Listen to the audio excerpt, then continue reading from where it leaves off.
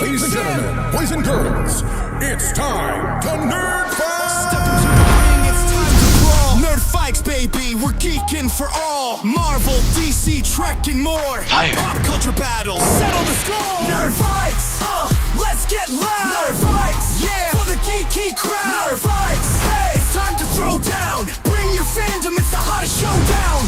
Who's got the takes? Who's got the heat? Mr. Know-It-All and Salty can't be beat. That means only one thing. It's time to fight. Beat drops out with the final shot. Nerd fights. Let's fight! Hey, what's up, everybody? Welcome to an early version edition of Nerd Fights. Yeah, you want to tell them why we're early? Because time zone. So we originally, because this is Salty's setup, and so it's set up in his time zone. I have difficulty keeping track of when the time zones and all this stuff is supposed to happen. So literally, he goes, "I fixed it to adjust whatever." What happened? Why had you get kicked out? That was weird. Anyways, somehow you got kicked out. It was very strange. But so, here.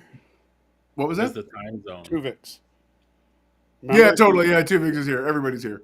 So I don't think he understands. I don't think Gonzo understands what Tuvix is. But anyway, so we're going to be early tonight. But this is not normally our time. I'll get it fixed eventually.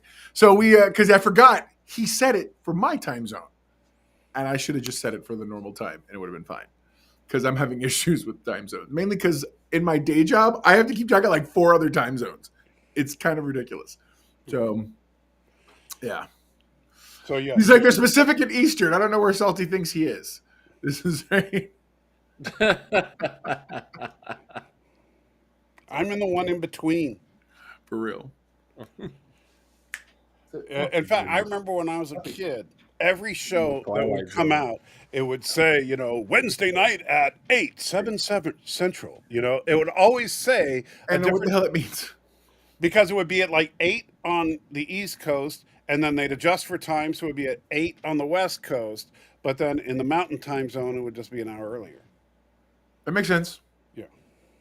It does totally make sense. So like Saturday Night Live was live at 11:30 on the East Coast. It was live at 10:30 in Mountain, and then it was taped at 11:30 on the West Coast. So Saturday Night Live was never live on the West Coast. So complicated switching channels. It is complicated switching channels. Anyways. So yeah, tonight we're talking about Daredevil Born Again. All 3 of us have watched them finally. And wow. That's so it's funny. I know what Salty and I think, and I finally have learned what what Gonzo thinks. I'll get that right eventually. No, you won't. And I apologize. I'm a little out of breath because I was panicking to get home because I was stuck out late anyway. And then he's like, "Oh, are you starting now?" And I'm like, "What are you talking about?" And I was in the middle of throwing a guy off the roof, and I was already out of breath from that. So, that's exhausting work. Shut up, Stan. It's great. Oh, Victor coming in with a hot take. Daredevil Born Again is, it's fine. It's all good. And I don't know. We'll see. We'll talk about it. So, but before we do all of that, as usual, how's your week been, Salty? Well, I just told you I threw a guy off the roof, so it can't be that good. And how was your week, Gonzo? See, I threw a guy off my roof earlier this week, so I wasn't late, and that's saying something because I'm Hispanic. That's true. Are you kidding me? We're always a little bit tardy. Stanley coming in with the spoilers. Stanley says, "So nice to see Foggy again." Never mind. Yeah. Oh yeah, no. You mean that those great character beats we were promised? We're like, look, Disney's serious. Oh my God, Marvel's taking it legit. They brought back Karen Page. They brought back Foggy, and then the intro happened. They couldn't afford it. Hey, to be fair, I'm not. By the way, this is real. This is not fake. This is not for decoration. Spoilers, everybody. We're Yeah, talking. spoiler, that little spoiler alert. By thinking that we're not. It's For real, absolutely. he has no idea how to keep from spoiling. Alex Bogey coming in with the $1.99 super chat. Give a good reason why I should consider Daredevil. Alex, you probably shouldn't.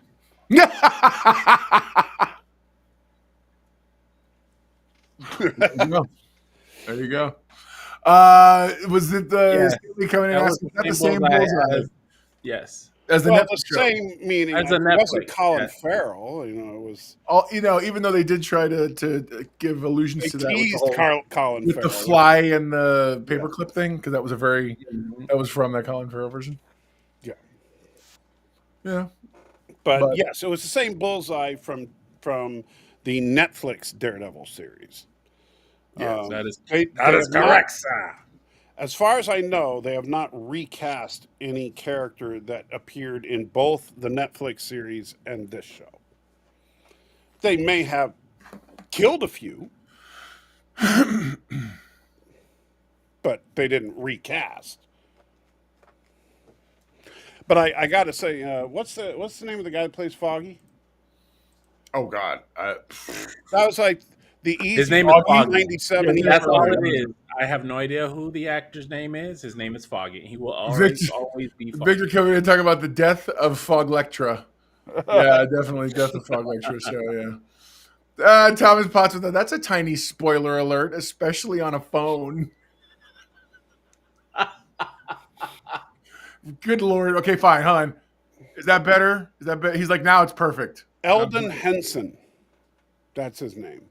Yeah. Not Nobody. to be Got it. confused with Jon Favreau, who played him the first time. Yeah, Favs. He did good. He did good. You know, always a sidekick, never the hero. Never a kick. I got nothing. Yeah. Well, I mean, you know, first Mercer created as a salty, Salty. a geek, or a nerd. Are you a geek or a nerd, Salty? well, that's kind of a trick question because It is. It's really loaded. That's a loaded question. Because the problem is different people define geek and nerd differently. Mostly depending on if they are a geek or nerd, they will change the definitions to more favor the one girl that that's they trouble, are. So I'll simply say this: a geek is a person who works at the circus biting the heads off of chickens. I have never worked at the circus. But he has bitten off the heads of chickens. I have never. To be fair, I have chopped the heads off of many a chicken in my day because I did grow up on a ranch. But Hey, man, when you're hungry, you're hungry. but I've never bitten the head off of a chicken. And I'm sure your mom told you not to name the chickens, too. She goes, don't give them names. If you're going to give them names, call them Monday, Tuesday, Wednesday. No, she didn't care because The Onion. Victor says the Onion had a great article about geeks, nerds, and spasses. What's a spasses? Spasses. Yeah, I don't know what that is. Isn't that like a Mexican nerd? Dow says the hand will bring back Foggy. Was that their name? He's a super ninja in season 2. Alex Bogey says, Stanley, guess I'm glad to have a son, but he learns to talk just money spent. Nice. Spazzes. That's what he said. Geeks, nerds, and spazzes. Right. Understood. Hey, we got a guy named Anwar in the chat. I don't know where he came from. Geek equals glass, nerd equals smarty pants. Or, as I like to say, know it all. It's all the same thing. Right? Who's this guy? We don't know him at all. No. So you're Feel calling free to yourself roast a me know-it-all, a in the geek. comments. I just want to make Knight sure. Rider is better than Daredevil. Mercer says, I'm like, wow. Well, Knight Rider maybe also had a cool car. if you happen to be obsessed with early 80s Trans Ams, sure. Hey, totally. That's a good call. Yeah. I mean, it All did. right, no, listen. So it didn't look good. So let's actually talk about the show. So after all these years of waiting for this stuff, waiting, 10 plus years for some kind of a sequel to the Netflix series, Well, been that long. sort It of was 2018. we get sort of a loose, I would say loosely adapted version of the neutered comes to mind, but it's not. Again, it isn't bad. Okay. let me say this: since if we're not going chronologically here, I would say that I would say this: the first episode had me worried that we were going to get a neutered version of Daredevil. The second episode felt like an episode of classic Daredevil to me. Okay. Okay.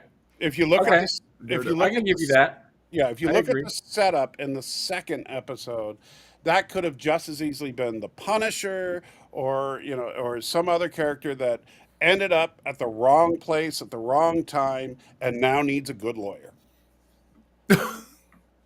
That makes sense.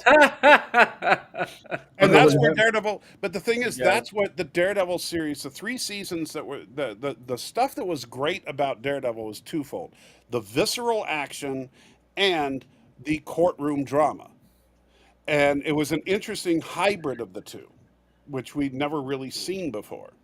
And and if you look at episode 2, I told you before you saw it. I don't know what you thought after you saw it, but I said that there's not a lot of action in episode 2, but what there is definitely visceral in comparison to what we got in episode 1, which felt a little sanitized to me.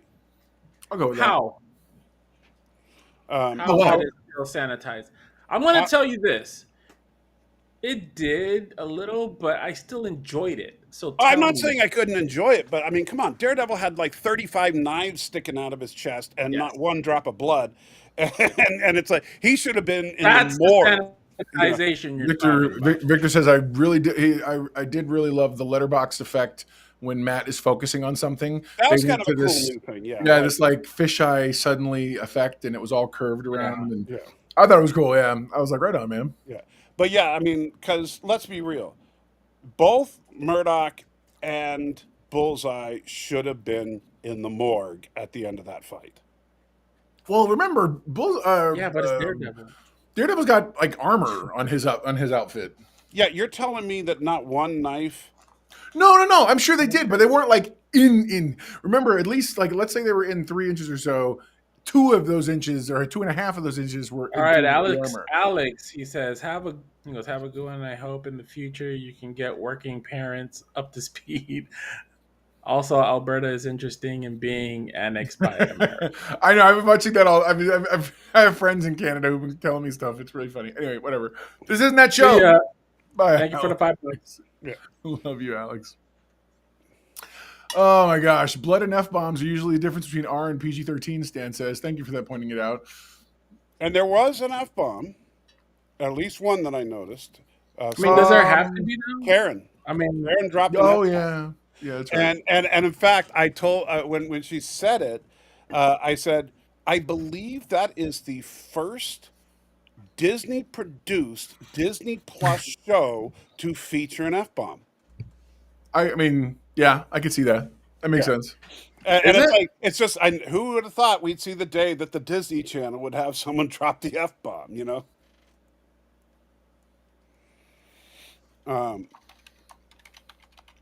And Superman should also be dead. that's Anwar says, yeah, Superman should also be dead. Come on, Only if Salty, the knives let were him made out of live. kryptonite. I mean, come on. We had that conversation before, too.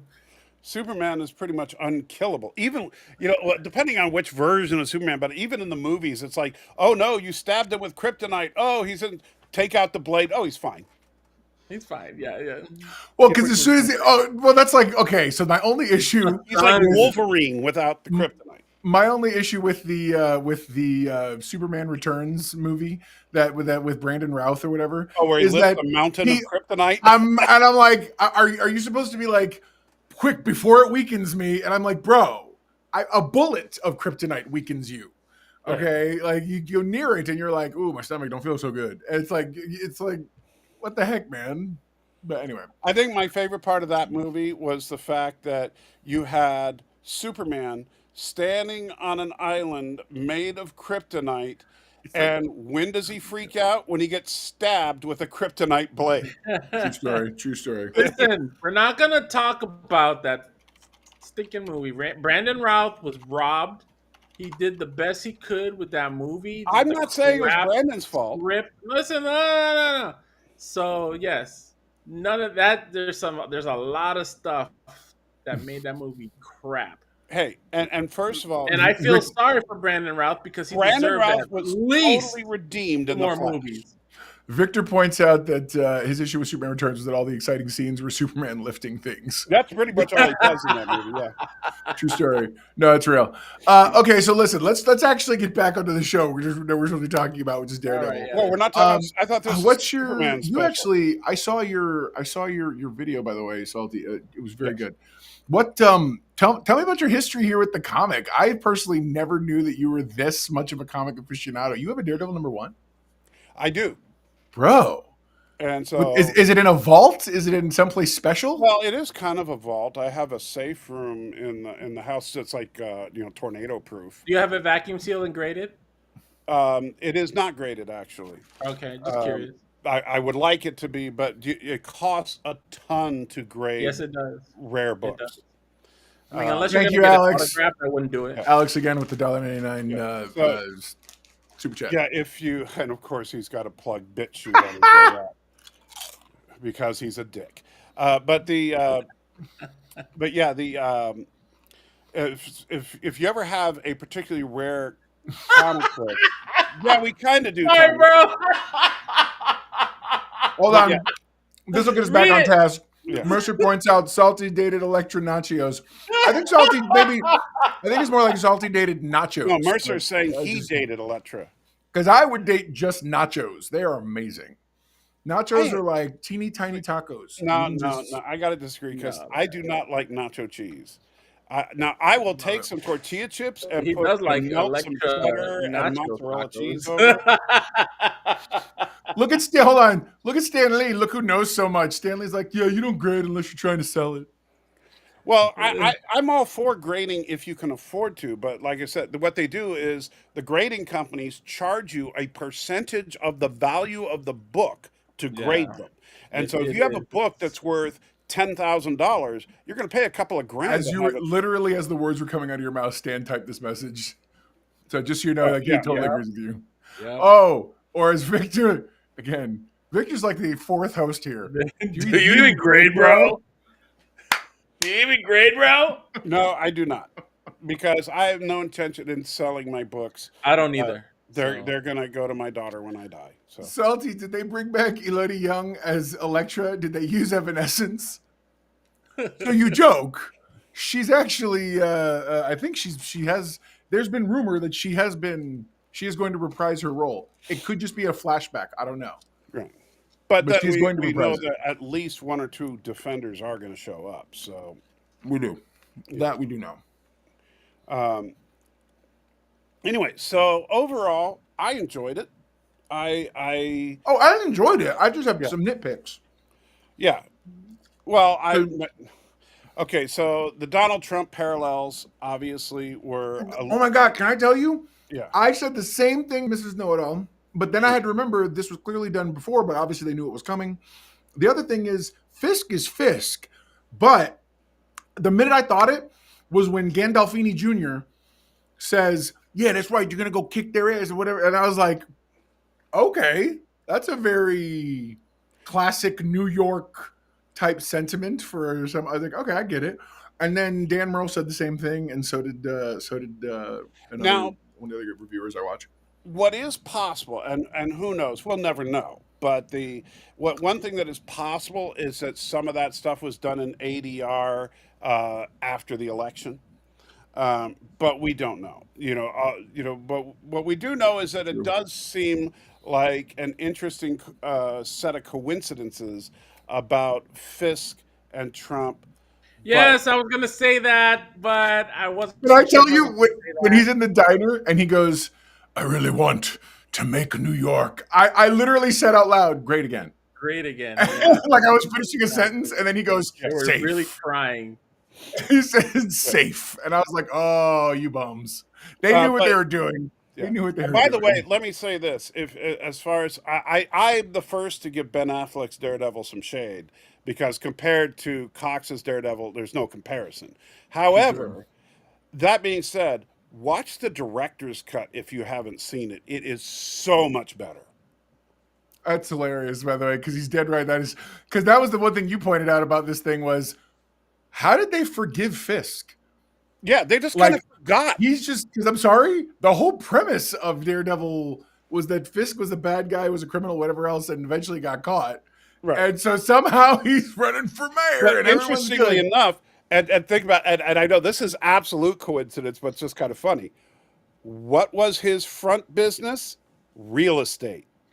So, That's right.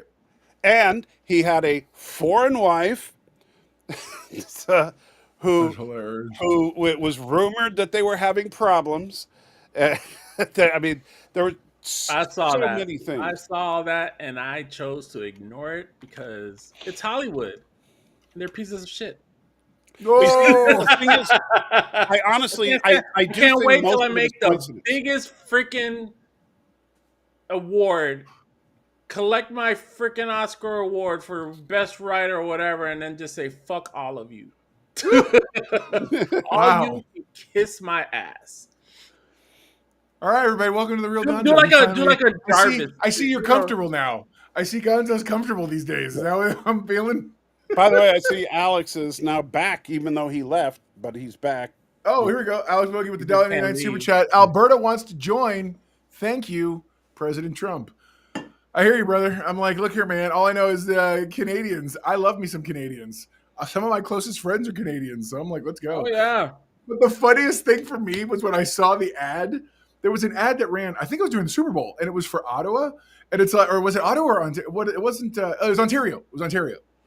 And it was like Ontario, Canada, real tiny words, Canada. And it was like from your financial best friends who've always supported you. And I'm like, bro, y'all stop it, okay? You're embarrassing yourself. Stop it. Yeah. Okay. It's like they're just trying too hard. Trying too hard. It's like, oh, you're trying too hard. Robert Rose, welcome aboard, sir. Robert says, Salty Trucker, Mr. Dodo, and Gonzo. Hello tonight. We'll find out from the Dave Cullen today, but unfortunately, Hollywood's going to be doing a couple of reboots of a couple of Irwin Allen classics. Yeah, I've heard some rumors about that. Alex Bogey says, for $1.99, if I had not been insulted, Super Chat would be even bigger.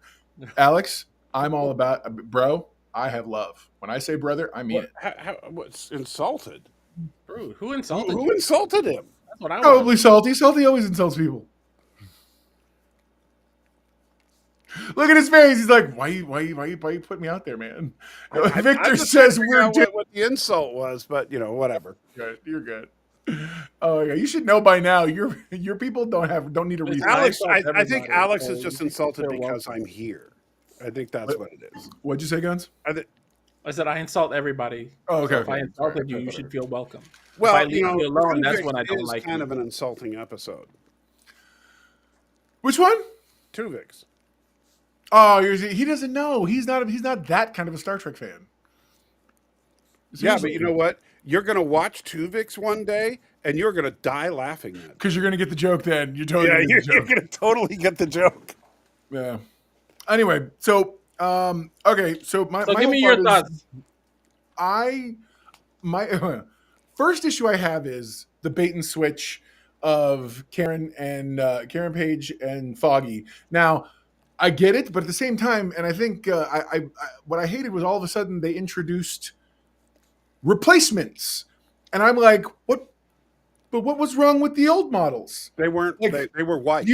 But the thing is, that's what I was going to say. Like, it's like you were white. You cared enough about them to put them front and center in all the advertising. See, people don't realize this entire show was filmed. He had the yellow suit for a good chunk of it, and then I guess in the original version of this, he had the yellow suit and then switched to the red one again. Like, there's multiple suits in play in that version, and I don't know if they're going to do any of that this time, though they have used some of those images as is the detective a person of color. I mean, as much as Gonzo or I are people of color, I suppose. I don't know, because I'm sorry, I feel like there are darker people than I am. Yeah. So, oh yeah. Alex Bogey with the $4.99 super chat. Okay, here it comes. The first time I am proud of my president who control for 100 times faster than I can keep up. Canada should deport its Ukrainians. Wow! Was that worth the $4.99? You know what? I'm going to accept it. I'm going to say it was. That was worth the $4.99. Alex, hold on. It's worth me keeping it up for the full time frame that this thing runs for. I gotta say this. Alex made a big old stink yesterday about how he wasn't going to be able to be on any of my live streams because for Lent he was giving up politics. So F you, buddy. You threw that out the window.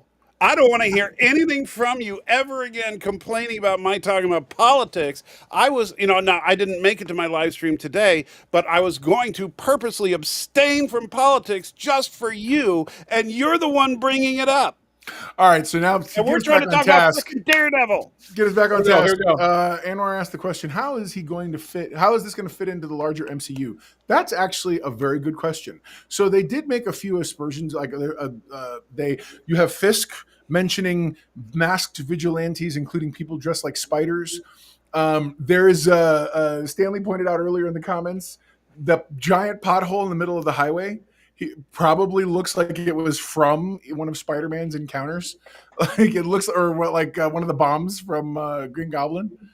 So there's definitely they're for sure mentioning They're trying to integrate it. Yeah. Well, actually, I mean, if you look at like I saw one interview with the guy that's in charge of the new guy in charge of Marvel TV. Yeah, Winterbaum. Yeah, Winterbaum. And he was talking about basically they're retooling the whole Disney Plus side of things to be the street level stuff. And so they're going to stop bringing movie characters into Disney Plus shows and try to use Disney Plus characters to pitch for movies, like we saw with Miss Marvel. Where did you say? I'd love to see that clip because I had not heard that, but that sounds accurate. And so the idea moving forward is that Disney Plus is the home of the street, where the cinematic universe is where we get the big grand events. Disney Plus, home of the streets. Yeah, but I mean, if you think about it, that makes sense. Alex Bogey with the $1.99 super chat. Yep, was waiting for Salty's live stream for hours. What? Just so you could for me to not talk about politics and have you bring all this crap up? I'm glad I missed it. So I did think it was really cool. What do you think of who thinks that Gandolfini is going to play a much bigger character down the road? Well, that little up and coming dude? Yeah. That's James Gandolfini's son from. Oh yeah, they're saving him. They're saving him in the back. He's gonna either do something really sneaky and become really bad, or he'll be the Rhino. He's gonna screw up royally. He'll be the new royally. Rhino. That's crazy. And like they're gonna have to either end him or something. I'm like, give him something Sopranos-esque to say. Yeah, he's gonna, like I said, he's either going to be somebody very important or working towards something important, and he's gonna fuck it up. Well, I don't think they're going to be bringing in more. I mean, because Kingpin can't be the bad guy. I like that. Pace Pop Pete. That would be awesome. He's not the bad guy. Obviously, they showed Bullseye. Well, Pace Pop Pete is a bad guy. He's a bona fide villain. Gabagoo. He is like the dumbest villain, and so he changed his name to the Trapster. And one of my, I'm the Trapster.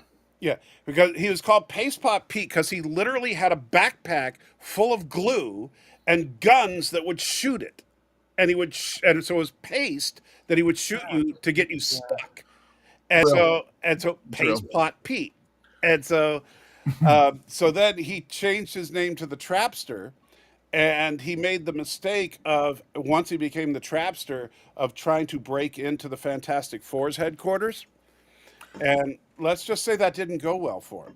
The answer is no. He was not. He was not in the Netflix show. But White Tiger is a character from the comics. Yeah. So they added a mystical component. And as far as I understand, feel free if you know better in the comments to correct me. As far as I understand, he's not. He actually comes from the Black Panther comics, and he's a white guy who stole the heart-shaped herb thing or whatever gives Black Panther his stuff. He stole one of those, and thus now has strength and speed and all this other stuff.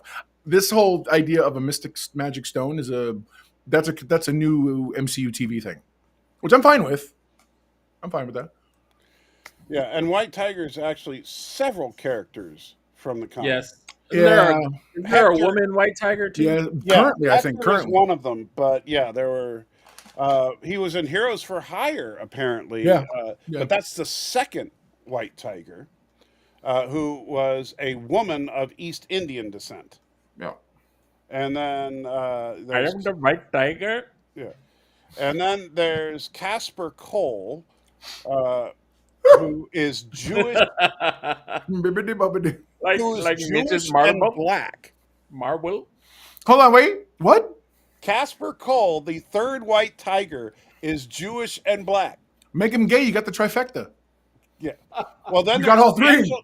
then there's Angela Del Toro, who It's is just the so expensive. Yes. Hold on, Victor Giovanni. Victor Giovanni coming in. Google just informed me that BB News woman is BB Urich. That's right. Niece. yeah, of that's Ben Urich. Urich's daughter. That's right. So she's. Oh yeah, So- she has an axe to grind, which is probably the deepest cut from the Netflix show that they might end up pulling a thread of, Yeah. because that was a big part of that last season. So and then there's been 5 white tigers altogether. There you go. But yeah, so Trapster, I still think they should bring him in as Pace Pot Pete though. That's hilarious. And I can totally see it. and have him get like beaten up by Foggy's corpse. 2 of those things are the same. I'll let you guys decide for yourselves which one. No. Sorry. Sorry, me neither. Yeah, I'm not. Anyways, why? You got to wrangle these guys, don't you? So my biggest issue again continues to be that part of the first episode felt really rushed in a lot of places. Yeah. I felt like because you could definitely tell the cold, because it was the cold. That's my biggest issue. Truthfully, again, I'm still stuck on this Karen Page and Foggy thing.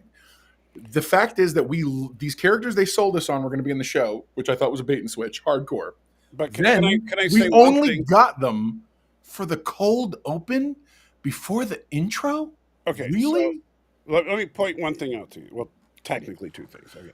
Go Number one, they had to kill somebody to motivate Daredevil to quit and be devastated. So I can understand that. Foggy was his best friend before he ever met Karen. So it would make sense to kill Foggy. As for Karen, she's a Karen. You're done. You're so done. That's hilarious. Oh my god. So I felt like but at the same time though, I mean, I wish there's a world in which I feel like you still get the same thing and you still give us this, because it's like oh my gosh. Do you know what this is? This is Discovery going to the future so they don't have to mess with Star Trek's past.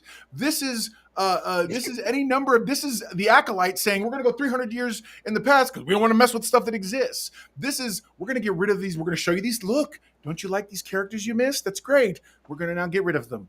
And now you're stuck with what we have. And I'm like, why?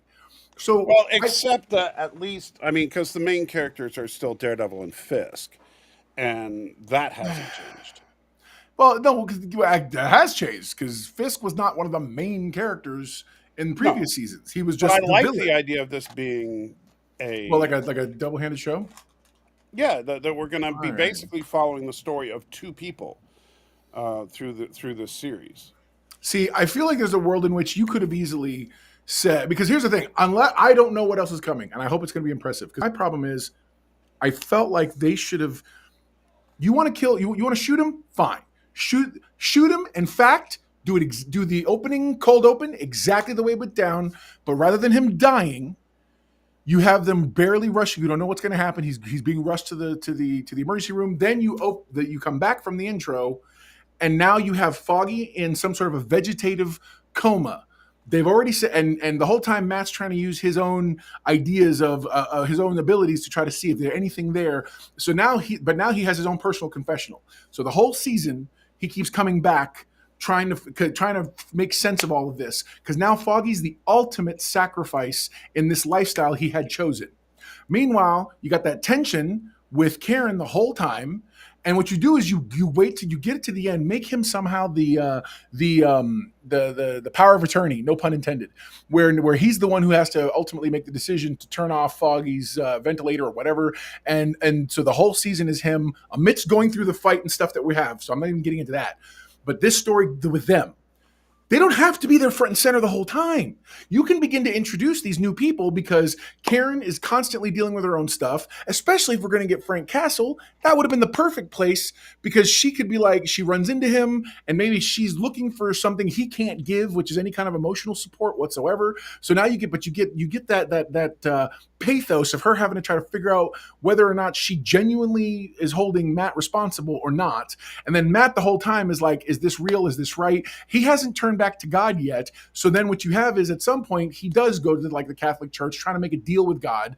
You bring back either the priest who is still alive or you make a new or introduce a new one. So you have that whole angle. And then ultimately when you get to the very second to last episode, the penultimate episode, make Matt, because whatever the turning point is, he's ready to go into the finale.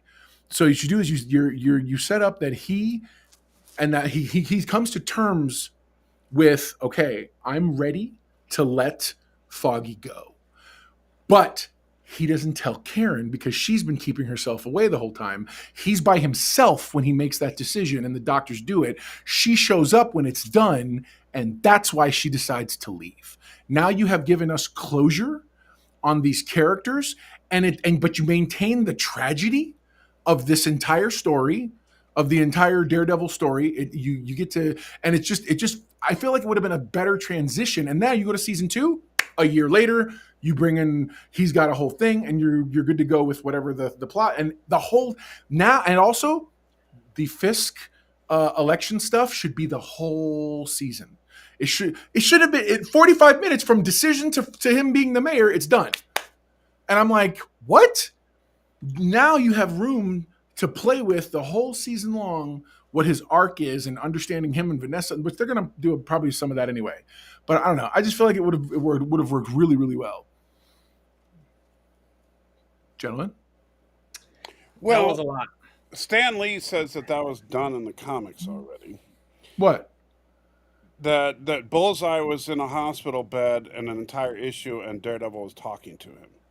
Yeah, but Foggy's not the I know he's not or whatever. Bullseye. I hear what you're saying. Yeah, I got you. Yeah, it's the same kind of thing where he's Stan says, yeah, the election storyline did feel a bit rushed. Yeah, It did. yeah, and I get the feeling, and something we talked about was that I think that the original storyline was that the entire season was the election storyline, and I think that they basically just crammed all that into one episode.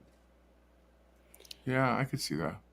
Because it would kind of make sense that if the coffee shop scene was the last scene in the entire season, and like this whole time Fisk is running for office, and you mean in the diner?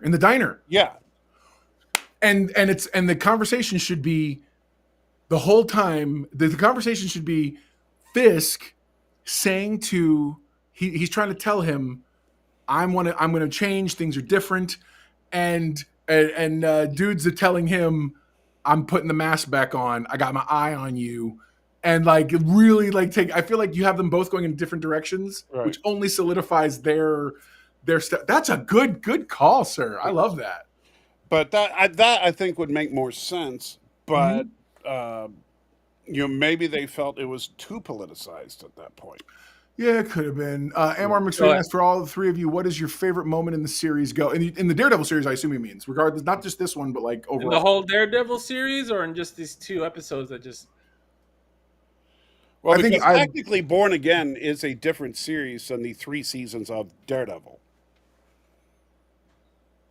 Well, as far as what we're supposed to be talking about today, which is episodes 1 and 2. I'm going to say that I did like the fight scene with Bullseye. I was very upset when Foggy died. The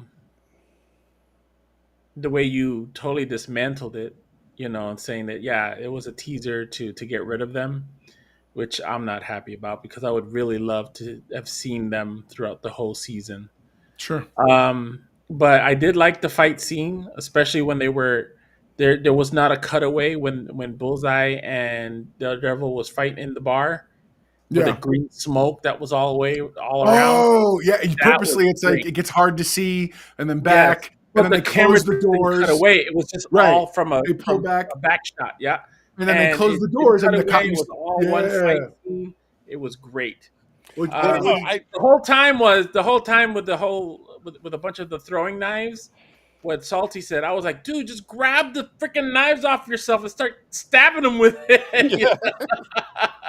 I was like, come on, you just can be like, if anything, I'd be like, how about, hey, right how back about at him. this Bullseye? Throw one in his face. yeah. You know, That's awesome. What I missed a thing. Hang on a second. I missed a thing, and I only because I'm not going to disrespect anybody.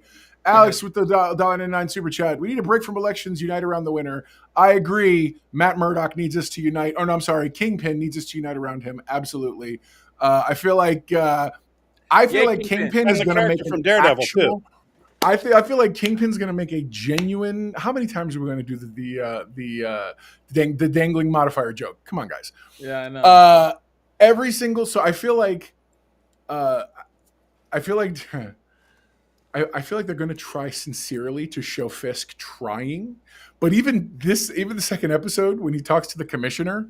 That's the equivalent of him trying. He's like, well, since I can't get you to listen, to reason, I'll have to use some old tactics to whatever. It's like, I'm like, I get it, but it's like, dude, seriously? Oh, Dow, totally serious. The CGI was iffy. It absolutely was iffy, especially because they're trying to do in the comics. Daredevil uses that swinging around thing a lot more than he ever did in the Netflix series. Yes, so they're trying it, and there were a couple times it looked real like rubbery and not good. So as far as the fight and the CGI, so the CGI worked for me in She-Hulk, not here, and even though it's basically the same CGI. And I think because She-Hulk is a cheesy show, and it's meant to be cheesy. Daredevil is not meant to be cheesy. Fair enough. And Daredevil is supposed to be taken seriously. And one thing you did not see in the Netflix show was CGI. It was all just stunt work. Yes. And if they had to do anything crazy, it was rigging and wires work and stuff. Yeah, absolutely. Right. I absolutely believe that. Why did he take out the fly with the paperclip? That was a callback to the Affleck movie for Bullseye. Yeah, that was Colin Farrell's Bullseye did that. He did that in the hospital bed just because the fly was annoying him. Mino other says they made Daredevil Batman. Why can't they do things originally? That's like Moon Knight. Moon Knight is literally Marvel's Batman. And Daredevil. So is Green Arrow. Yeah. Technically speaking, Victor says janky. That's the word you're looking for the CGI. I don't think it was even janky. I just think that it was. The problem is when you have a character moving around like that, it doesn't work for gritty. So I don't know if Daredevil was actually Red Batman. Daredevil's a guy who's at least, and I don't know how much this is from the movies or how much they borrowed from it. His father was a prize fighter, which is why he likes to fight. He's not, and then later on they added that he learned martial arts, but he only did the thing because he got all these like super senses when he got shot in the eyes with the stuff. Yeah, he just can't see any kind of color or texture. He can only see surfaces. He can't. No, he doesn't see anything. He senses it. That's how they interpret it in the comic books. Well, because, for instance, if there's something, if something is drawn on the table, unless he can feel ink, he's got to be touching though. Like he can't just walk around and be like, "I think there's something on the table." He might smell the ink. That could happen. Yeah, right. But I'm just saying. So he has amped up senses, but to the point where he does use sonar like a bat. Yeah. He absolutely can read newspaper because his touch is sensitive enough that regular type is like Braille. I mean, Braille's way better, but regular type, he's done that many times. He may have done that at some point in the comics, but I think that would be a little extreme. I mean, because and in fact, one thing I like about this Daredevil is he is a lot more grounded than the comic book version or the Ben Affleck version. Can I tell you what I love more too? This one does. Yeah. And maybe the comics once in a while. Sometimes I feel like the Daredevil comics that I read in the past, they forget that he's a blind man. And so, like this one, I love the fact that he's consciously walking around, following someone by their heartbeat, hearing the steps they're doing. Like he's using his abilities more than just during a fight, like spider sense. Yeah. By the way, so the question about best moment, if I'm just narrowing Yeah, it yeah, down, come on. it's very simple. One line of dialogue, and it fit the character, and it cracked me up, and I didn't think it would. I'd tell you where he was going, but you know. Yeah, That was a good one. Yes, yes. that was awesome. For me, the favorite moment from this is when in the second episode, after he's gotten the one guy out and his buddies would pick him up in the park, and the two crooked cops start beating on him. Yeah. And you can tell, though he's getting beat, he's like, yeah, okay, whatever. And then finally, and then when they go to shoot, when they pull the gun, he literally goes, no, guys, don't do this. And it's not the kind of begging they think. Yeah. Right. Because he's basically being like, please don't push me. He's pulling the Bruce Banner. He's like, this is not going to go good. He's pulling the And Bruce then Banner. he broke dude's arm, and I was like, okay, I see you, Disney. Well, yeah, Good because for you. the whole time that he was getting the crap beaten out of him, and that's the thing, he is just a human, so you can beat the crap out of him, but he'll take it, and he didn't mind taking it if he thought that. Amar, if Bullseye was black, he would win because according to Salty, he doesn't see color. Hi-oh! Yeah, he'd be like, I can't see you. That's awesome. Yes, his That's one the best. weakness, he can't see anybody who's not white. I love that so much. That's awesome. No, but but he's taken the beating, thinking that okay, he's just buying time for his witness. That's exactly what I thought too. And he was like, once they escalated to where they were going to kill him. That's the Hell's Kitchen boy. He's like, I'll wear an ass whooping. I'm good. He's like, Oh, I'm yeah. good. Yeah. But it's then they escalate. I think if they would have just left him there, it would have been just that was it. Right. And he would have taken the beating, just Because like he was you know what, taking the beating. But the fact that they were just gonna get him on the spot and get rid of him, he was like, "Oh, guys, Yeah. you done really fucked up." A Man who is blind and senses things with sonar like a bat, called Well, to be fair, Daredevil. Daredevil. Yeah. Called Daredevil. Okay. I don't know Yeah, where you're going with this, but he's called Daredevil. and he's been doing it since 1964. I mean, his radar. And yes, sense by the is way, nothing new. Stanley asked, and was that a Punisher tattoo on the bad cop's wrist? Sure looked like one. I believe it was. So you think there's like cops that are like worshiping the Punishers? Or cops that got the wrong idea from him. Cops who are Right. like, sometimes you got to be harsher to the criminals, but they're themselves doing crooked stuff. Now I'm trying So to then- remember because I only Go ahead. watched the second episode. I only watched it once because I was focused on doing my review of part one. When the two cops were beating up the guy in the subway, what were they saying to him before White Tiger intervened? I didn't see. You have to put the subtitles on and rewatch. I don't know. That's a good question. That's Yeah, a very good question. because what I'm wondering is, did they think that he was up to no good, and so they could have been punishing it up, like thinking that this guy's a crook, and so we're gonna take him out. That's not what I meant to take. Sorry, Stan. Yeah. I was trying to. These are moving way too fast. Here we go. So, saw the truck in the panel. How the hell does Spider-Man climb walls and so forth, covered head to toe in a spider suit? Static electricity. I got nothing. I don't know. No, it's called he's a freaking superhero. Okay, It's called Romeo because. Bone Hold on. Hero. Our favorite saying ever, right, Guns? Because comics. yes. Yes, because comics, because movies, because TV shows, because Hollywood. plot Just needs you to. because.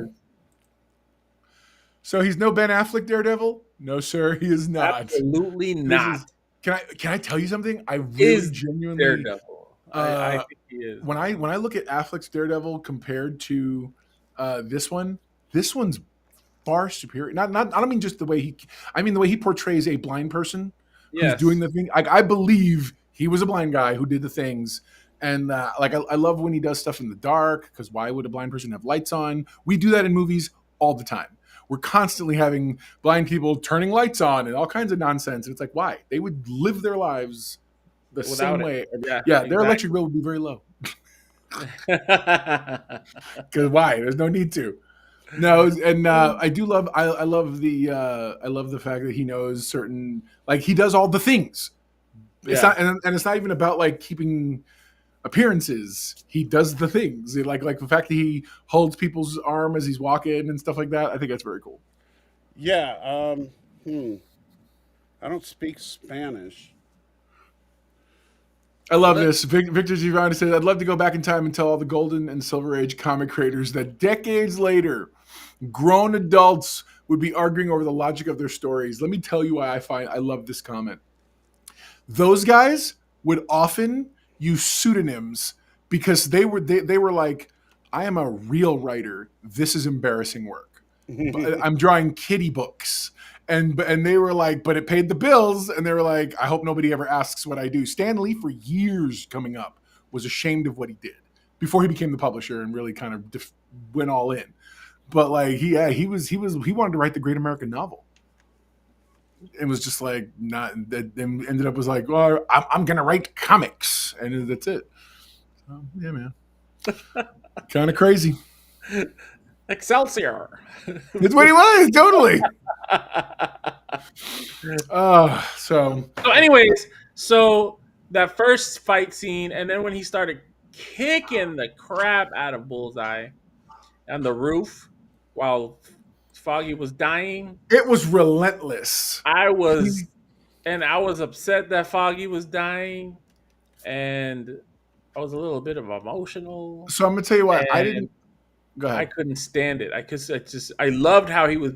I just liked how he just let him fall off the roof. And they amplified it bitch. more because he was hearing his friend's heartbeat end. So Yeah. if I bet you money, if someone figured out the beats and timing, I bet the fighting got more fierce on Daredevil's part as Foggy's heart rate goes less and less. Yes. He's just like, and finally, I love you too. He's so exhausted. He's like, and he just chucks dude off the roof. Not even with very minimal he didn't even effort. like do a No. He's like, I'm done with you now. He just tossed the garbage out. He literally was like, die. Yeah, it was rough, man. It was rough. So I'm not super impressed by the stairway fight. Not when you have the original hallway fight from Daredevil, but at the same time, I get what they were going for.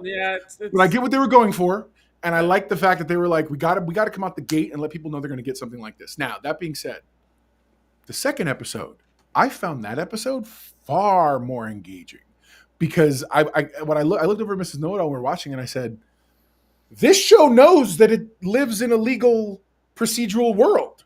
Yeah. Unlike, say, She-Hulk, who decided that the legal aspect of a legal dramedy was going to be the least important part of it. And I'm like, you actually see him doing legal work and having. At first, I thought that judge was bought.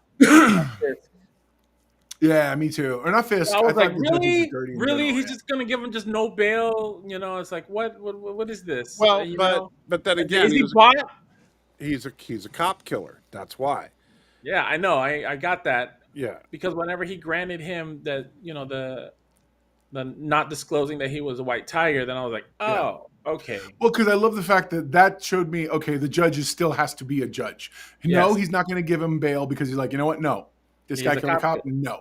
Yeah. But then he's like, all right, fine. No, that makes sense. Especially because I think even the judge was like, oh, crap, he's a vigilante. Okay. I get, which means this could have, any number of things could have happened. Yeah. So just so you know, I've been frantically working with my Google Translate. So as White Tiger is walking down the steps, because it just shows in the subtitles the Spanish. So okay. I translated to. I already told you. You could have asked the two Spanish guys. Here, I right? did, but you weren't listening. I asked because we were talking on the podcast show. That's crazy. Go ahead. As he's walking down the stairs, in Spanish, you hear, I already told you where I was. I had a few things to do, and I ran out of time. And then they switch to English, and one guy says, no, and the other guy says, you don't you don't got nothing on you. I think he's asking a question. You don't got nothing on you? And then the other guy says, I got nothing. So he's saying, you don't got nothing on you? No, I got nothing. Riveting And dialogue. then, what are you doing, Nikki? You Not tried to Nikki. dodge us. And then it was the other word. No, I'm just. and then me tango Q ear. I have to go. Me tengo que ir. Okay, I have to go. That was actually White Tiger. Me tengo ear. Sorry, pero Sorry, you know what? I'm sorry. I don't no speak Spanish, Nintendo. No, I love it. Keep going. I love it. Cargo. Then I love wasn't it. dodging you, man. I've just been, busy. Time out. The automated captions on this video are going to be a mother. That's all I know. Yeah. Go on, sir. Yeah. I think you've been dodging us. No, man. Let's see. You're. It seems like you are. So basically, all we really know is that these two cops obviously know this guy, Right. and they're roughing him up. What scene was this again? The one with White Tiger when dude. Yeah, in these the are the episode? two cops that White Tiger goes in to save this guy. Right. And because my first thought, honestly, and again, it's my Alex Bogey with the $4.99 super chat. All right, good night for real. Keep every Russian soldier in your prayers as they hold the line for us during Lent. May President Trump bring peace. dude. Alex, thank you for your $4.99, sir. We appreciate you. Have a good night. I appreciate you, brother. That's a good one. Oh, hey, Victor, calling me by my Spanish name. The Spanish captions, it calls me Señor Sabelo Todo, which is know everything. Know it all. I love it. Thank you, Victor. All right, And yes, by the way, yes, I wasn't ignoring you, Mino, either. Yes, absolutely. I am Puerto Rican. My brother down below is a Dominican Puerto Rican. And then this guy over here is the referee. I don't know. Because this is clearly a boxing match of some kind. the Puerto Rican guy versus the Dominican. Isn't that most boxing matches? No, it's usually well, unless you're looking at a great classic movie in which the white guy beats up the ethnic guy. All right, anyway, so the wait, you just get that? No. Anwar, Gonzo is Afro-American. Hold on, with the emphasis on the afro. Yeah. I love it. You never know. I may show up one of these days. It picked all out. I'll pick out. If he's Afro-American, then I'm Jufro-American. You're Jew. Is that right? Oh, dude, that's real. That's my father-in-law, Grandpa Know-It-All. Grandpa Know-It-All. I've seen pictures of him when he was younger. The Jewest of froze. Yeah. Just like big blowout for the whole bit. Oh yeah, and a giant like mustache, looking like old school porn star. Right. Which it's funny because the way you created the background for us, it almost, because of the unfortunate color gradations, it almost looks like it says Daredevil porn again. Oh my God! Yes, it does. Nobody Google Daredevil porn again, because I know that there's a company out there that does those. That's coming soon. Don't do it. Yes, Stanley. I am the Puerto Rican Bob Ross. He totally is. Anwar says Gonzo looks like if Andrew Wilson and Seth Rogen had a baby.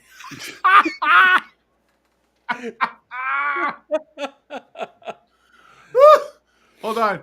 Don't tell Nerdrotic that we are all what we are, because he will call this podcast woke. Oh yeah, he absolutely will. He'll say, "See what happened to Anti-Trekker? He became salty and went all woke." That's right. And he had to get the affirmative action twins. No. The affirmative action. No, what's funny is Gonz is actually a big fan of his. Like for real. Oh, hey, hold on. Yes, Friend, I like Nerdrotic.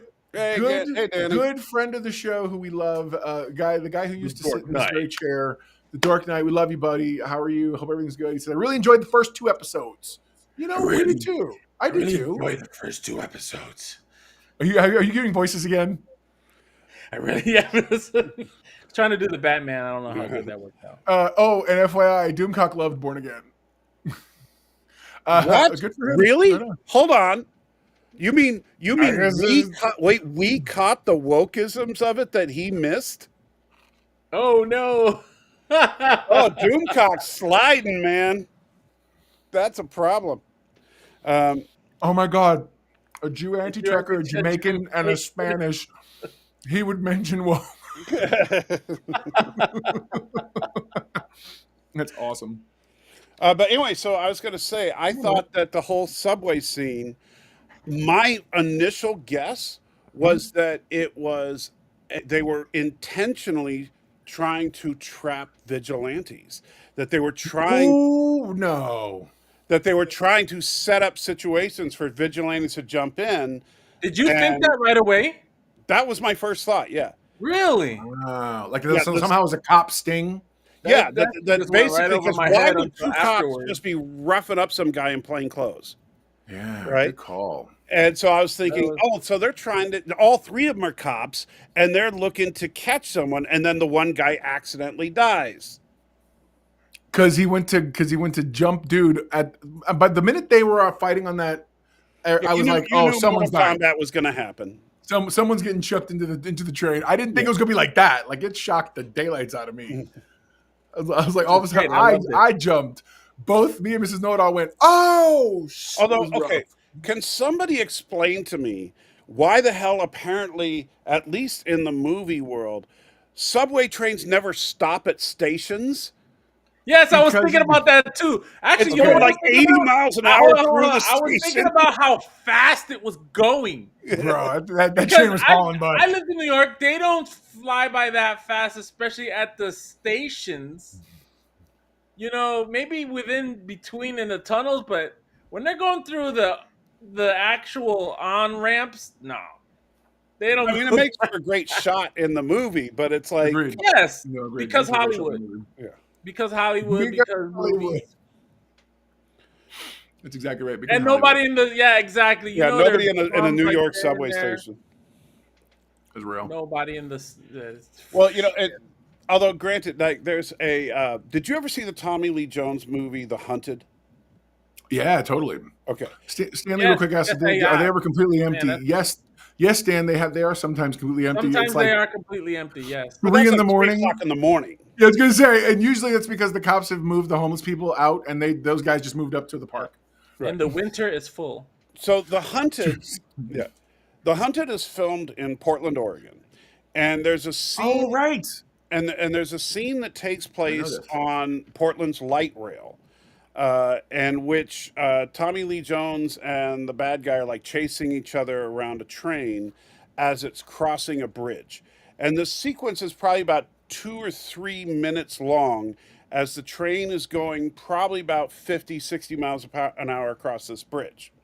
So just to put things in perspective, the trains never go more than 15 miles per hour in town, and that bridge is 1 city block long. Oh, wow. So anybody that lives there was just busted up laughing at that scene. Oh, of course. Right on, man. So, Robert, just like in Jason Takes Manhattan, no one was in the subway station either. Yeah, well, that's because Jason was there. I wouldn't be there either if I was him. Yeah. And the subway was full of black people, so you know they all left. They weren't sticking around to find out. Yeah. They're like, oh, hell no. Be like, I gotta go. And they're just like, I'm done. I can't do this. Yeah, you might stick around. You're almost that big, so you know. Man, the problem is that's the case. See, long time ago, a wise old black man said to me, "Son, you don't understand. You're too big. I'd have to shoot you." I was like, "Oh." We don't even do the old-fashioned route. We don't no fisticuffs. He's like, fisticuffs, hell. Absolutely not. He goes, put your fist up. He goes like this. It's the size of my head. All right, fair enough. Man, I'm trying to remember this comedian that you just made me think of. He was like, oh, that's a good question. Which one? Stanley's? So Stanley asked, is the couples therapy going to be a big part of the show? You know what I thought? I thought to myself, the writers got a Gandolfini and they had to put the ex-mob boss in therapy. like in Sopranos. I'm like, what is all these like Sopranos call outs, bro? They Well, had yeah, to. it makes sense. I mean, why not? Um, An agent took over. I think it's there to make things get interesting as far as because, you know, she knows that all of Kingpin's dirty laundry by the end of it, but she's also probably going to find out that she's dating Daredevil. So Oh, that's totally gonna be the thing. Oh yeah, Either Matt's that's coming totally to pick gonna her up, happen. You know, either it's Matt's already they're coming already to pick her setting it or up, something. so that's Something's totally gonna happen. Yeah, because that was a fluke. That it's one. This is one of those movie TV show coincidences because you have Fisk's new right hand man because we saw what happened to the last one. yeah, You know, Robert, we already talked about it. We talked about it. Was it last week or the week before, Salty? We talked about the original Daredevil running into with the Hulk and oh yeah, Hulk the guy in movie. the leotards. That, Yeah, we talked about that. What, 2 weeks ago or a week ago? So, yeah, Yeah. something like We had that. that My conversation. favorite though was the Thor. That was the best. That was cool. Where No, he threw the definitely. plastic hammer at Hulk and it would just kind of bounce off of him.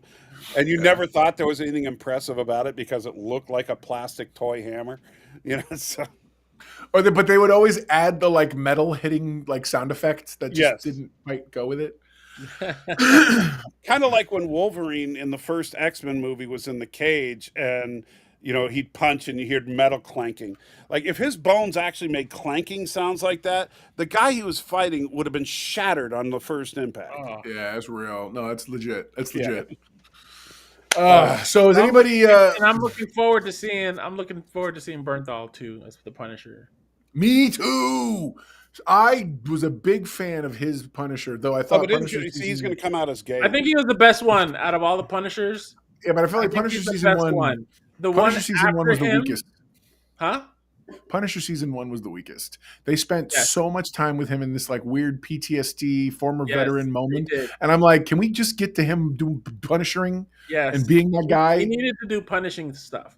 But Well, Bernthal as in the Punisher, Daredevil season 2 was Bernthal as the Punisher, I think is the best Punisher that they had. The second Punisher that I like after him was the one. Who's that actor? The one who refused to wear the skull. Thomas Jane. Is that Yes, it? yes. Yeah, He was the guy Dude who from fought The the big Expanse. Russian with the white and red stripes Yeah. T-shirt. Who That was in Deadpool and Wolverine. Yes, he Robert was. says Dolph Lundgren was the best Punisher. No, Absolutely. I want to see. No. I want to see every actor who's played Punisher show up in Secret Wars. That'd be hilarious. That would be good. It's like like I want to see, because I want to see some stupid things happen. Like I want to see Happy Hogan meet the original Foggy, and I want to see the Human Torch meet Captain Oh. America. Okay. John Travolta did not play He Punisher. did not play. No, No, he he played. didn't the even villain. play. He played He the didn't even play villain Kingpin. He wasn't with even that Kingpin. one He was German just some guy, dude. right? Yeah. Besides Lundgren, Yes. what's his name? Yes. Dolph was- Lundgren. Yes. No, Punisher. No, he was in the Thomas Jane one. Punisher, No Way Home. Yes. I lay claim Yes! to victory every Except time. Except Sign that me instead of a 2.5 hour movie, it'll be like a 25 minutes short because they're all just going to show up and start shooting each other. No, I feel like they would. I feel like they would all like. They all shoot Nice. Doctor They'd Strange. like switch guns and giving each other ammo, and they just become Yeah. like this trifecta. They're like, dang, all this like don't kill people. Let's go. Now there's three of us. We have the Statue of Liberty going, yeah, I like hollow points myself. What about you? Anwar said, "What was the moment that Daredevil turned into a superhero? Don't all blind people use echolocation?" So the answer to that is no. Not all blind people do. There is this guy who invented a really cool method, and or at least he's perfected it with the little clicking thing. And he like He would rides use a his bike, tongue. goes on roller Yeah, I skates. saw a Well, guy that could do it with he his does that tongue. too, Yeah, but he- now he's got the thing too. So he goes. So if he doesn't, so he goes. He teaches people with this little like. It's. I Oh, love it. nice. He's dope as hell. I was like, right on, bro. Because think about that's the guy who proved that he can see. By that I mean scientists did the test with the swinging thing, and when it would pass by him, he would the parts of his brain that would be for sight would light up because he was using his echolocation thing. So somehow his body just said, okay, we're gonna get this input another way. And I thought that was it rewired itself, and I was like, that's brilliant. That's the real Daredevil. That's for real. Yes, sir. It's the real Daredevil. The real one. Dude rides a bike and everything. But no, I think it's that his stuff is beyond just echolocation. Like it's he can almost just shy of see. Like it's just that powerful. Totally. He can see the shape of sounds. Yeah, go ahead. What'd you say? Well, I was going to say, depending on the comic book you read, and I know it changes from time to time because different writers and all that, Right. but basically, Daredevil can see the shape of everything around him to absolute precision. So he can see, like sitting here looking at my computer monitor, he can't see what's on the monitor, but he can see what's behind the monitor because he can see everything in the room. As far as but he can only see the surface of it. The shape of Daredevil, the shape of sound. I swear, I just need to give this man a certificate. He is a certified know-it-all, like you read about, bro. I love this. I love you so much, dog. But you know what they're going to do is in Secret Wars, they're going to have Johnny Cox is going to be playing multiple parts, and he's going to be playing in one of them. Where in a freak accident, some chemicals got into his ears, and so now he can't hear, but he can see so well that he can see sound waves, and they call him Deaf Devil. This right here, this is why you don't get three dads on one show together, because the dad jokes are strong, baby. Oh yeah. And Amber points out, but he can't see color. He'll be on the top of a building, you'll see the silhouette of him, and you'll just think it's Daredevil, right? And he's like standing there looking over, and he'll be like, "This is my city."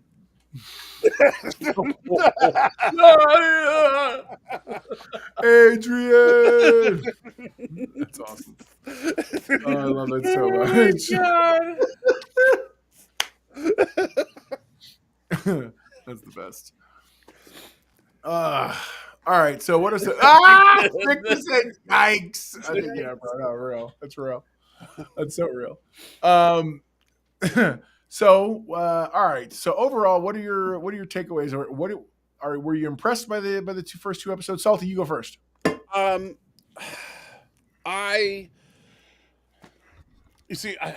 had a tough time because I think they averaged out. Stop it. Go ahead, Salty. I'm sorry. He's the latest addition to the MCU. He's Narcoleptor. Until we meet again. Yes. It's like Devil's arch enemy. Oh. That's awesome. Oh my god, you're killing me. Because Deaf Devil walks into the room and goes, "Hey!" And he's like, "Oh, jeez." Oh, That's damn. awesome. All right. Continue. I'm sorry. That's all right. No, I think that the two episodes averaged out strong, but I just wish that the first episode was as good as the second. If the first episode was as good as the second, I'd be like, this is on par to be just Daredevil season 4. Right now, I got to say, it kind of stumbled a little bit in the first episode, but the second episode looks really promising.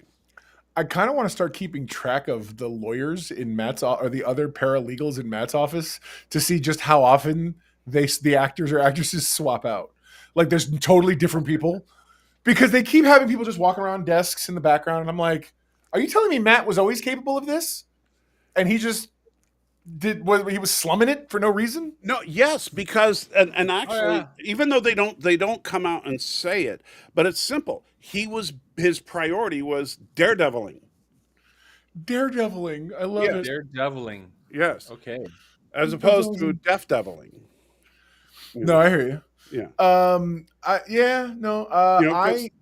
Go ahead. Sorry. He was more interested in cleaning up the streets than he was because one of the things that Daredevil's always been frustrated with is the fact that he takes these people to court and either they get off on a technicality or they they get in, but then they get a good lawyer that gets them out later. So Yeah. and so that's why he's Daredevil, is to take care of these guys for good.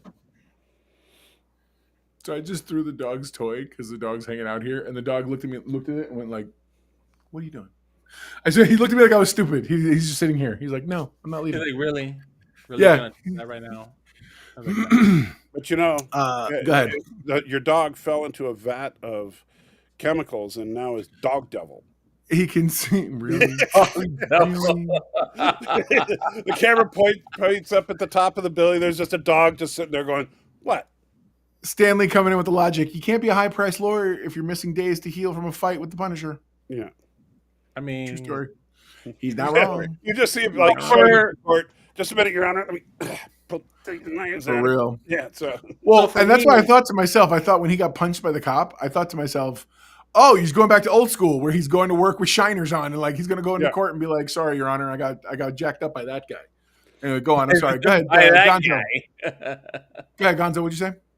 Oh no, nothing. That my thought on the 2 episodes as well. I enjoyed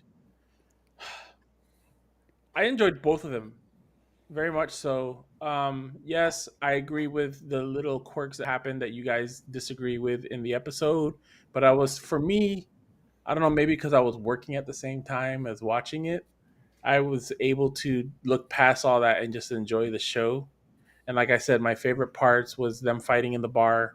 The stair scene, I know what they were trying to do there. I loved how he just let Bullseye fall down off the building.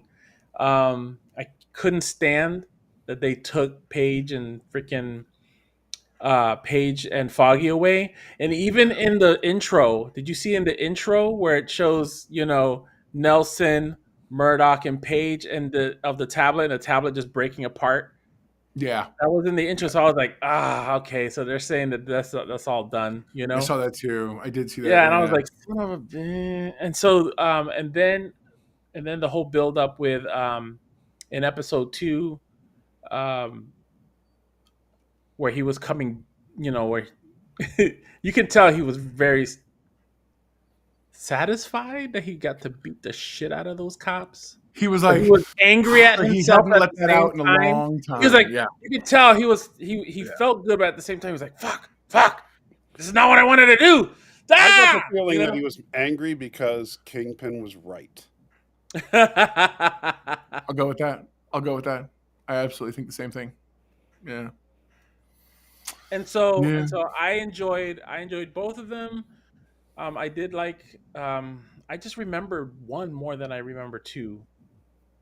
But as far as the build up, the character building, and everything, I saw the whole Trump thing analogy or whatever they were trying to do, and I was like, well, that's Hollywood. They're always gonna do stupid shit like that. And Yeah, but other than that, I enjoyed it. And I look forward to seeing more of it. You need to go to I enjoyed it. I'm looking forward. I'm seeing enjoying more it. of I'm looking for it to be greatest huge. show. It's ever a huge made. story. I made a He's the show best once. It was Daredevil. pretty great. Bigly. Many people say he's the best Daredevil, He's the best there is. and also Daredevil. Kingpin. See, Victor, you always have me on your side. Then Victor goes, the lawyer stuff makes me shrug and kind of dread the remaining episodes. Okay, here's the thing. But it's such an intrinsic part of Matt's character. Unlike, say, She-Hulk, who the show is called She-Hulk Attorney at Law, and we don't ever get any attorney at lawing. Or we get like 3 times out of the whole series. Yeah. And they're not even part of the main focus of those episodes that they're in. So I kind of agree, but that's why I told Mrs. Noto, I said, at least we're getting, because she loves procedurals. At least we're watching a legal procedural. He just happens to also in my head canon, I think She-Hulk was smashing Deaf Devil. But she wouldn't give the time of day to Dust Devil or Dirt Devil.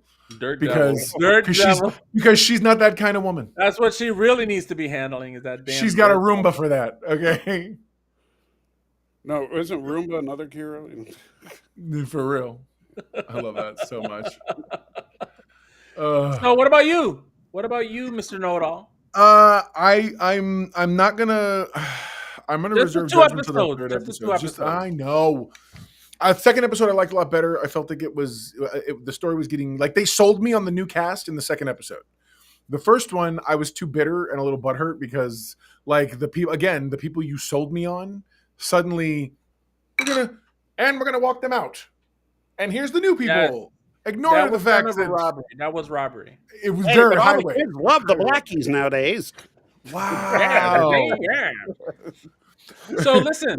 Gons and I should have gone deadpan. Yeah, that was not funny, man. Oh, I forgot my thought now. That's a good question. Hang on. That's okay. If you remember, shout it. Stanley asked, so what were your ratings on the Netflix series? Okay. I would say for me, Daredevil season 1 was they waited way too long to put him in the suit. Yeah, I would say it was an 8 out of 10 for me for this first season. I think the second season way better. Second season for me was a 9 out of 10. And then the third season was just kind of really weak. I didn't like it. There was like a 6. So I'll tell you this, and what Stanley's always asking, it's just as good or an improvement. I think. Oh, it's an improvement. This is improvement from the third season. Third season was terrible. So also, this is Disney's first, where we weren't like, ugh, oh God, this is horrible and terrible. Good what point. What the hell is this shite? So valid. Yeah, so for Disney, this was well done. That's a heck of a, put that on the box. For Disney, well done. Well done. Salty, what do you think? That's awesome. I mean, come on, for Disney. Did someone poke you in the belly? Is that what happened? Crap. So much crap, dude. No, I hear you. So Salty, seriously, what did you think of Daredevil, the original series? Original series. Before you cut me off, Netflix. because I know that's what you're thinking of. I have no idea what he's I'm not. I promise. I'm not. I'm not. I promise. You're going to. I know. No. It's too early. It's way too early. No, seriously. You say that, and that's like the perfect. I swear. It's so funny as I literally wasn't thinking of it, but now I'm like, oh, maybe. No, I'm not. Please, no. Legitimately, give your. I was actually thinking there's one thing in dialogue that they could have done that I think would. The cops in the room were good, but I would have liked to have had them say, like the one arguing not to kill him because he's a lawyer could argue that he couldn't ID him. That's funny. funny. So you wanted more of a clarification. Yeah, okay. I got you. I love that, actually. I mean, Victor says, for restoring the luster of a former crown jewel, born again, comported itself well. I love that. I love that. That's good. Yeah. That's real good. I'm down with that. I like that. I think it's dope. So I call 1 and 2. I call 1 and 2. 1 and 8. Okay. Go ahead. Sorry. 8. No. I want to say both of them are 8. I don't even want to give 2 9 yet. Okay. I think Victor's right on the money there. I would say right now 8, 9, 7, and tracking for another 8. 8, 9, okay. 7. Okay. Are you talking about 3 and then Netflix? Yeah. Yeah, I agree. Yeah. Yes, Victor. I agree with that. Because I think that the Hold on. Did you Stan, seriously? We can run back the tape, dog. I have a feeling that you outnumber his comments just a few, okay? Just saying. Vegas Stan's all like, Victor, you getting paid by the word? Bro. But if you were getting graded by the annoyance, then Alex Bogey clearly wins. Oh, whatever. Alex bought us. I'm happy. Oh, he's not even here to defend himself. No, well, that's right. He didn't buy I must defend him. So,